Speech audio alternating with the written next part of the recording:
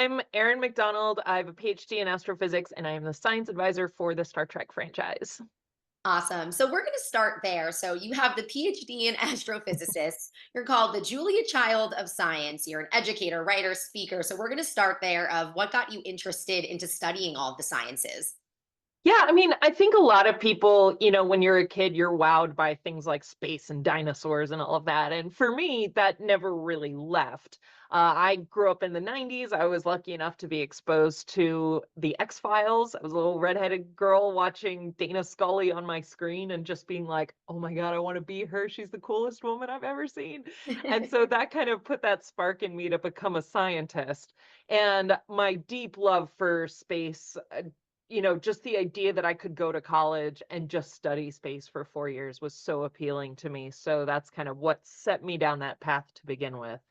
And you took it even further than that, 4 years studying it and doing all of this other work around it. So what made you, I guess, as a person want to take it even further and go all the way? Yeah, honestly, I didn't go into a PhD program necessarily with like the means to an end for a professorship or any other career I was going for.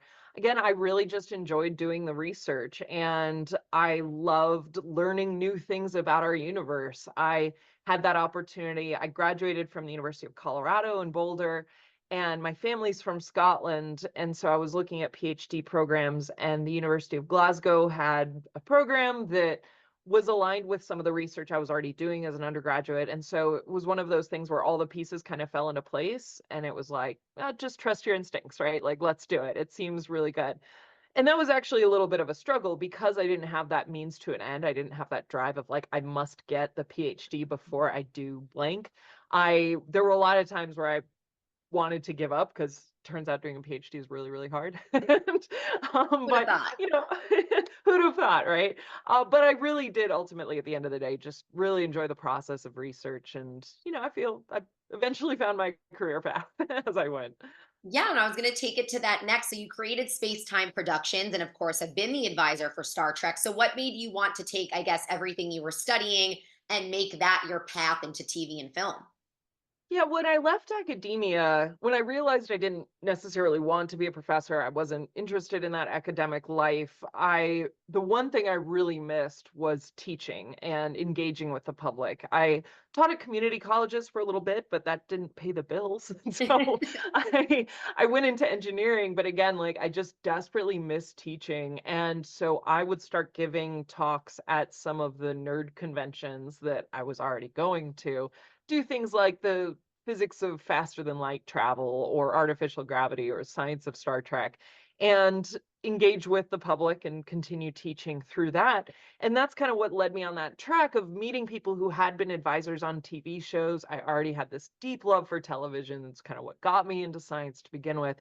And so realizing that that was a career path that I could go down was incredibly appealing. So I moved to LA. I still worked as an engineer, but I started kind of getting all of those connections that I'd met at conventions and going down that science advising path.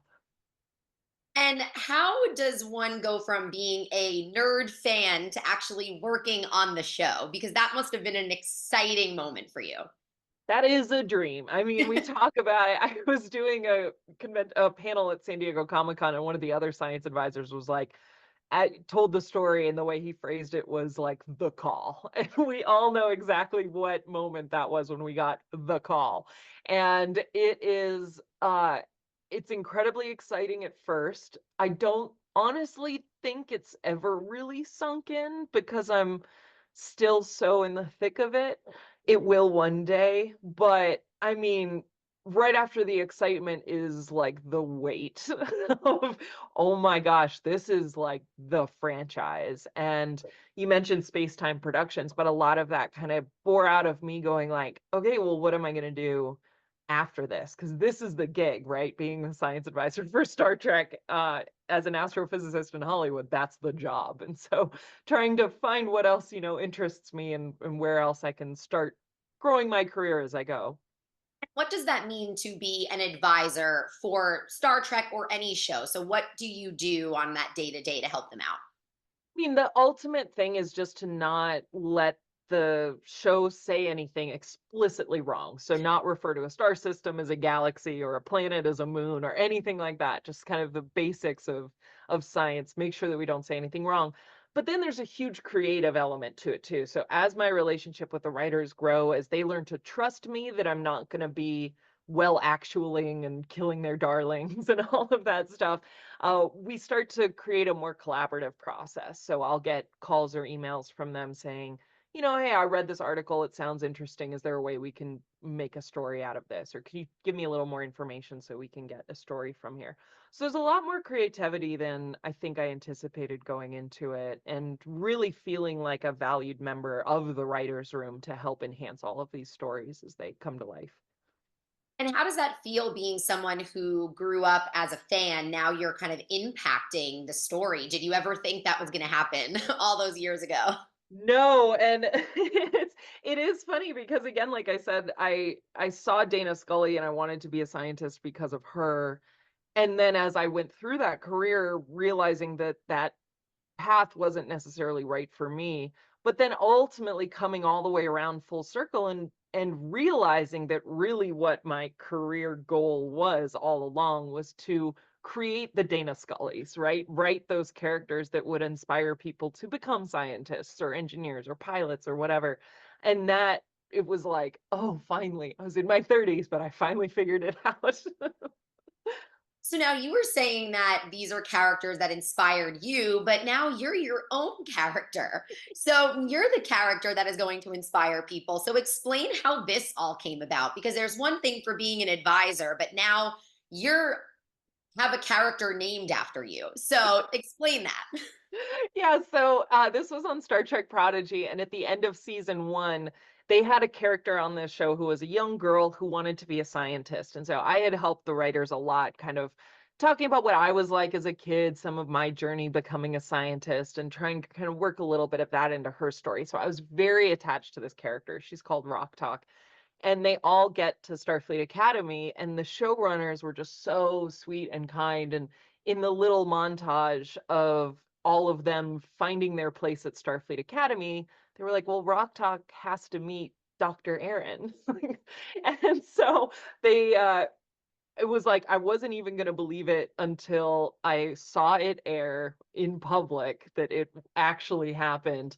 And then as we got into season two, we had a bunch of time travel storylines, and the writers were like, we've already created Dr. Erin. She exists in this universe. Let's have a little like Mr. DNA type explainer video for all of the kids on time travel. And so I get to teach temporal mechanics 101 in Star Trek Prodigy, which is a delight. I'm not even going to pretend to know what that is. Um, but the fact that now you are kind of cemented in Star Trek history with your name, your voice, how does that feel as someone who has been a lifelong fan? Oh my God. I mean, the only other person who's played themselves in Star Trek was Stephen Hawking. So it's Wow. like no pressure, right? But as opposed to he was playing like a hologram copy of himself. I'm me, but I exist in the Star Trek universe as a professor. And I mean, ultimately, it's the dream job, right? If you'd asked me in grad school what I want to do, I was like, I want to work at Starfleet Academy, but I can't do that. So I got to figure out something else to do with my life. And ultimately, I ended up doing that. And again, it's one of those things that like hasn't really sunk in. I've seen it. I'm excited about it. It's amazing. It's a huge honor, but it's so huge. It's, yeah, really overwhelming at And it's times. on Netflix, so worldwide. Exactly, exactly. And you touched on it a little bit, but now going to the show of Star Trek Prodigy for season two, what can people expect? Oh, it's a delight. I think, people who have never seen Star Trek, I think it can be a little overwhelming of a franchise. I have a lot of friends who are like, "Look, I'm enough of a nerd. I'm pretty sure I would love Star Trek, but I don't know where to start. Do I need to go to 1966, season 1, episode 1 of the first series and go?" Now that Prodigy exists, I tell people to watch Prodigy. It's a great intro to Star Trek. They explain it. It's It is for kids, but it's for families, but it's also for adults. It is a very intelligent show. It's a very smart show. It's fun. It's kind. I think it encompasses the best of Star Trek. And let me tell you, season two is like, perfect Star Trek. It's just perfect Star Trek. So yeah, fun space timey-wimey adventures. So excited. Can't wait. And is there anything else that you would like to talk about either in your professional life or about season two? I think the only other thing I would mention is I also did science advising on a film called Space Cadet, which came out last month. It's on Amazon Prime. It's basically Legally Blonde goes to NASA. So, Love that. little Florida girl becomes an astronaut, and it's very fun. I think it's a great example of how varied science advising can be, where I'm not there to critique a lot of the story. I'm there to just make sure that the smart people on the screen sound smart, and again, make sure we don't say anything wrong. So definitely check out Space Cadet, check out Star Trek Prodigy. It's fantastic. And yeah, thank you. Of course. Amazing. Thank you so much for your time. I appreciate it. Yeah, absolutely. Have a good one. It was nice talking to you. You too. You too.